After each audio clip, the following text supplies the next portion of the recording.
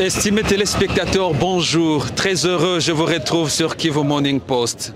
Vous avez été avec nous depuis hier pour suivre en temps réel l'actualité au niveau de la région du Kivu. Derrière moi, pour ceux-là qui ne sont pas informés, c'est le marché central des Saké.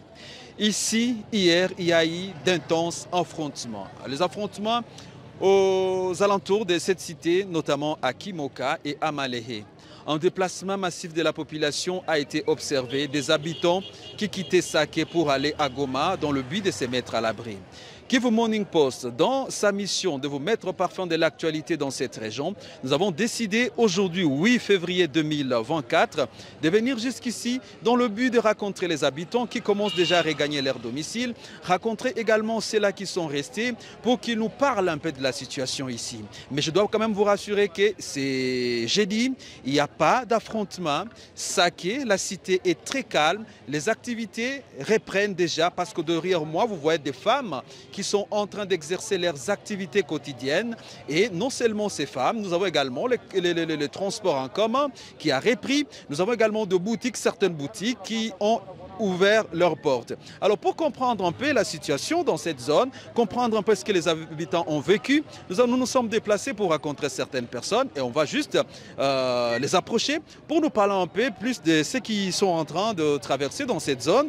Et je vais parler donc avec un premier monsieur qui va me relater quelle est la situation actuelle de la cité de Saké. Baba, amjambo? Jambo sana. Watu wanakufuata sai dunia mzima. Unaweza kujitambulisha? Mimi naitwa kwa jina la Ndole Batechi. Niko mkaaji wa Kirochi Shasha. Nilikimbia tangu vendredi mpaka leo nilifika hapa tena. Jana nilikuwa nimetoka lakini Mungu akasaidia waadui wakakimbia tena. Alo baba, wewe unasema hapo jana uliweza kukimbia. Sijui hapo jana uliweza kukimbia nini? Hewa ilikuwa mbaya sana. Waadui walikuwa wamekaribu kuingia lakini hawakuingia. Tulikimbia mabombe za kuanguka mwingine juu ya kutuumiza sisi maraia. Na jana ulifika huko Goma na leo umefika hapa, sijui kitu gani ambayo ilikuvutia urudie leo hapa katika mji wa Saké? Sikufika Goma lakini nilifika Mugunga.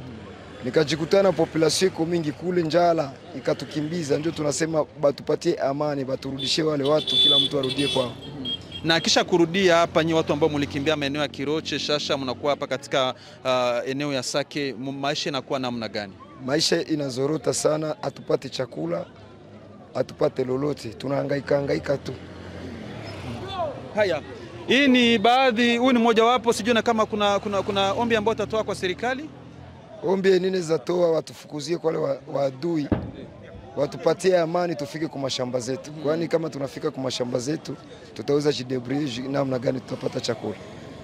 Asante sana wapendwa wasikilizaji, huu ni mojawapo wa wakaaji wananchi ambaye amepatikana maeneo ya Saké, ambapo tumekuwa kwa muda kama na huu maksudi tuendeshe kipindi kama na hiki. Na katika hali yetu ya kuendesha kipindi ya kujua namna gani maisha imekuwa hapa maeneo ya Saké, ninaona vijana ambao wamekuwa hapa, vijana ambao wanauzisha simu za mkono. Nadhani tutaana tukiwakaribia kidogo tujue namna gani mambo yanakuwa maeneo hii. Kwani huu ni mtembeza pigipigi, tutamwacha apite kidogo. Asante. Baba, karibu ndugu yangu. Ni salama? Tunafuraha sana kuwa na wewe na pole sana kwa mambo ambayo yamepita hapa Saké. Sijui kwa majina ni nani? Kwa majina naitwa jina la Alfred. Alo Alfred, hapa Saké unafanya kazi gani? Hapa Saké mimi nauzisha matelefoni ndani ya service ya Tor. Alo, hapa kazi hapo jana tunasikia kwamba kulikuwa fujo kabambi sana. Ni namna gani ni wewe binafsi uliweza kuchukulia hali hii? Sisi tuliweza kuchukulia kwa sababu tunazoea hiyo vita. Hatuwezi kimbia, hatuwezi acha mwingine juu rebeli aingie, tuliweza resiste, tupatie wasoda wetu force. Na kwako binafsi ni namna gani ulijisikia wakati walisema amani imerudi hapa Saké? Tulijisikia furaha ndani ya roho zetu. Kwa sasa tuna resiste. Na kazi yako hapa ya kuuzisha simu zinaenda namna gani? Tunafungula polepole tu tunauzisha.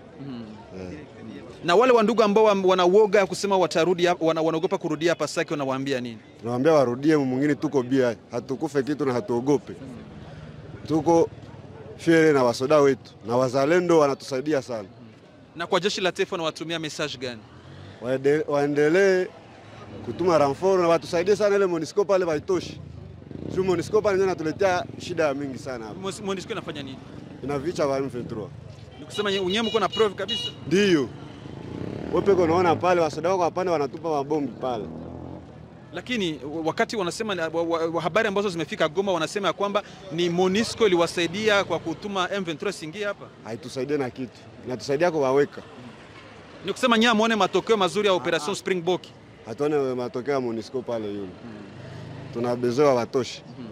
Ndio. Asante. Asante sana ndugu yangu. Ndio na furaha. Pia niko na master hapa naye, Grand Jambo. Jambo sana. Ba master bako banakufuata sehemu dunia mzima. Unaweza kujitambulisha? Ndio, mimi jina langu Jonathan Yeshua. Alors Jonathan, jana hapa kulikuwa fujo ya mingi sana, masasi lilia. Leo jeudi vitu viko namna gani? Bo, leo niko na masasi ile itakuwa sawa jua wapige masasi ovyo ovyo sasa jana. Na hapo jana namna gani uliona vitu vilikuwa na unaweza tuelezea vitu vilikuwa namna gani? Bo, jana tulikuwa hapa tukaona wanaanza piga masasi huko makoteza huko mavilima. Njoo tukaogopa tukaenda sasa. Tukatoroka tukaenda. Wamoja wanasema kwamba masasi ilikuwa inaanguka hapa msite, mliziona? Bo, masasi ilikuwa inaanguka msiteme, bombe zilikuwa inaanguka zimozimo. Na leo FRDC nafika mnivoa ku maintenir hapa amani. Unaweza ambia nini FRDC? Bo, FRDC ni bie inaweza kuya. Juu yenye natumika sana ni wazalendo. Ndio wanatumika sana. Haya, asante sana. Pia tunaona baba hapa anafanya kazi ya kupiga restaurant. Tutazijua tusikie hizi kazi ya restaurant nenda hapa après bafujo yenyewe ilikuwa hapa mugini ya Sake.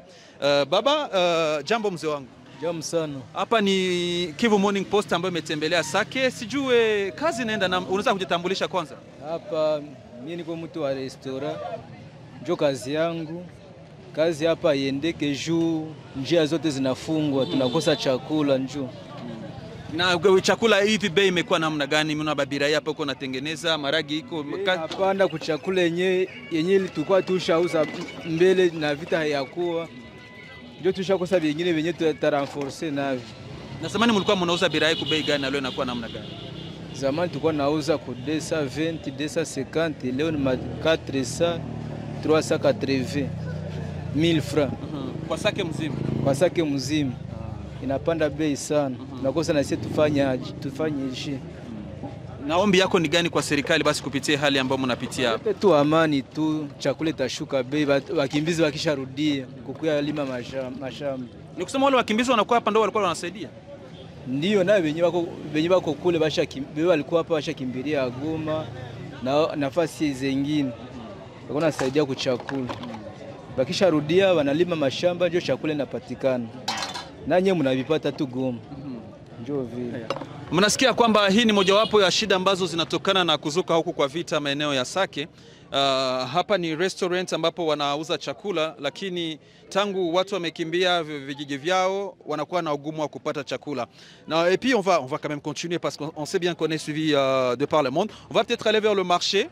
On va aller vers le marché, rencontrer certaines femmes vendeuses pour que ces dernières nous disent quelle est la situation actuelle. Ouais, en termes de transport, c'est vrai, il y a cette timidité de reprise des activités.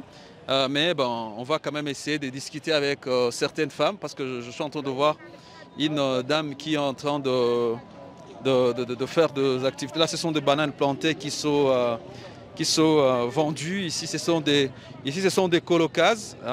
Iko bamao lebako bananani banauzisha banatengeneza hapa na mama yetu hapa. Mama yetu jambo na courage na kazi. Ndio mama Sami. Bon, atuje jina utajitambulisha. Sisi tuko hapa Shabari tunatoka Goma. Majina ni nani? Jina ni Kabonjo Kola Kubuya. Hello mama Kabonjo, leo tuko siku ya 4, tunaona hapa unafanya kazi. Sijui unafanya kazi gani hapa? Niko naujisha maole. Halo, kazi ya maole naenda namna gani hapa Sake leo kisha shida ambayo ilikuwa jana ya kubatu kukimbia? Maole nilikuwa naiweka mdepo. Ndio ninaanza ujisha. Jana tulikimbia juu ya masasi ya vibombe vilitutosha mumungini. Watu walikufa saa bure, vibombe vilikuwa naanguka mumungini ya vibombe vya maadui. Sisi wote tukakimbia, tukaenda Goma, wengine Mgunga. Mie nilibakia hapa, mie nimelamukia huku, mimi nakuya ujisha mizigo yenyewe niliacha mdepo. Na kazi inakuwa namna gani hapa tangu asubuhi wakuliama na pole pole mumwa tuko nauza pole pole. Na watu wa mingi walikuwa wanaogopa, wanasema Sake vitu viko matata hawezi kurudia au kuona bambia nini kama vile wewe mama mwenyewe tunakutana hapa Sake sai. Vibombe vingali nalia, mwenye atashitoa kurudia atarudi. me vibombe vingali nalia. Sasa tunaomba guvernema yetu itusaidie, itutoshe tu adui mwenye anatutatiza mwai mwingine. So tunaomba guvernema yetu itusaidie kabisa, tupate amani na sisi turudie mwingine yetu. Tuikale na usalama. Na bei ya hii maole ya panda? Bei niko naisha fungo 2000 na 5000. Inapanda juu chakula haiko, barabara inafungiwa. Haiwezi kosa panda na hakuna chakula. Sasa mko mnafanya hizo Muranguri? Mimi nilivitosha mshamba. Manake sasa inaisha utapata tena kwa kuranguri? Hakuna, ndaranguri hapa na nje nafungiwa. Sitarangura tena juu nje nafungiwa. Manake tutakufa na njala. Gouvernement tu tufanyie msaada, tusaidie, tutoshe adui, batufungulie njia, tupate chakula. Voilà, nous allons, merci maman, na courage na kazi. Nous allons poursuivre avec notre round-up parce qu'on est venu à Sake pour nous rassurer de la situation, voir comment est-ce que les activités se déroulent ici. Vous proposez ces grands directs avec nos mamans. Mama yetu banaujisha hapa mama yetu, jambo tena na wewe. Mama, unaweza kujitambulisha hapa kwa watu ambao wanakufuata na utuambia hapa tuko wapi?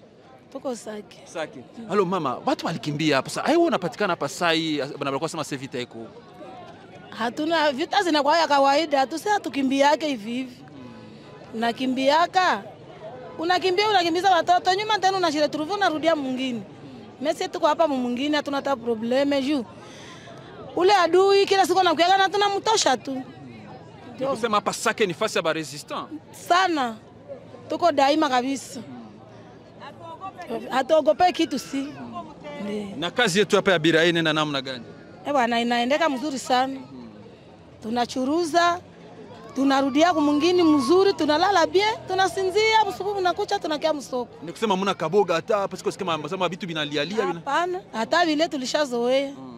Tuko bien kabisa. Alors talomba gouvernement yetu nini na FRDC surtout yenye. Wapige adui mpaka adui atawanyike arudie kwao. Adui arudie kwenye alitoka juu. Hii Kongo haiko yabo, ni yetu, ina rukivyo ni yetu. Kumbe adui arudie tu kwao. Okay. Ndiyo. Alors mamangu na pase Monisco iko. Monisco wanafanya kazi hapa. Ni namna gani nyie bakaji ba hapa Sake mnakutana kazi ya Monisco hii masiku par rapport na shida zenye ziko hapa? Bo Monisco inachunga raia lakini Monisco iko mubilima haiko hapa musantre. Na situation hapa ya security kuna namna gani nyie bakaji ba hapa Sake? Bo tuko tu kama mtu anapata saa vile mimi nachuruza birai, mimi naenda murompwe, mimi nangwa kama mfuko kumotare, mimi nauza, mimi natandika, magharibi mimi narudia kunyumba. Na kama sasa nalia tulishazoea. Ale tunakala fasi mwa kila mtu anakala kwake na watoto yake. Na ombi yako ni nini kwa serikali yetu ya Kongo? Ombi yangu adui atoke abamusambarisha kwa njia 7. Juu hii Kongo haiko kwao, aende kwenye alitokea. Sawa, asante mama. Aende akemewe kwa jina la Yesu. Asante. Akemewe kwa jina la Yesu. Akemewe kwa jina la Yesu. Haya, hii ni neno ya wananchi na nafikiri ya kwamba ni mojawapo ya kazi ambazo zinafanyika hapa na wananchi wanakuwa wakitizama jinsi kazi imekuwa ikielekea. So ningelipenda hata kumzungumza na asante sana. Sijui kama nitapata hata mtembeza pikipiki. Tunaweza kumchukua mtembeza pikipiki moja ama baba. Baba, karibu kama utatupatia mjizi hali ilivyo. Si ni waandishi wa habari utueleze.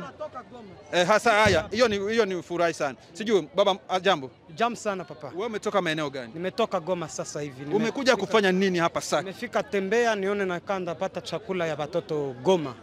Wewe. Na wapi ni namna gani unaona hali hapa kisha kutoka Goma na vurugu ambazo ziliripoti? Mimi naona hali hapa Sake iko bie kidogo. Sino tulikuwa hatuwazie hivi. Na tunaona kama maskari wetu wanatumika sana. Wewe. Neno gani unatuma kwa FRDC? Kwa FRDC tunaiencourage tu iendelee kutetea muji na wapiganie udongo, wapigane na wale wote ambao wanaweza kula rushwa juu ya nchi waonekane fungwa na watiwe mahakamani. Waendelee kupigania nchi hivi. Mesdames, mesdemoiselles et messieurs, très chers téléspectateurs, nous sommes en direct de la cité de Sake. Après les affrontements qui ont été signalés dans les alentours de la cité, Kivu Morning Post a décidé de faire un live ici à Sake dans le but de voir quelle est la situation actuelle. La vie reprend ici, les habitants sont là, ceux-là qui ont fui Goma commencent à revenir. Le FARDC reste déterminé à mettre l'ennemi hors d'état de nuire. Et donc, ces forces loyalistes bénéficient également de l'appui de la population qui veulent voir à ce que l'ennemi soit bouté dehors. Et donc, c'est là qui avait encore du mal à rejoindre Sake. La cité reste sous contrôle de FARDC. Et vous pouvez le croire, nous sommes là en direct de Sake. Nous tournons ça en direct de Sake. Ceux-là qui disent que Sake est tombé, ceux-là qui disent que Sake est hors contrôle, c'est faux. Merci d'avoir été de nôtres. Je vous retrouve très prochainement dans un autre numéro sur Kivu Morning Post.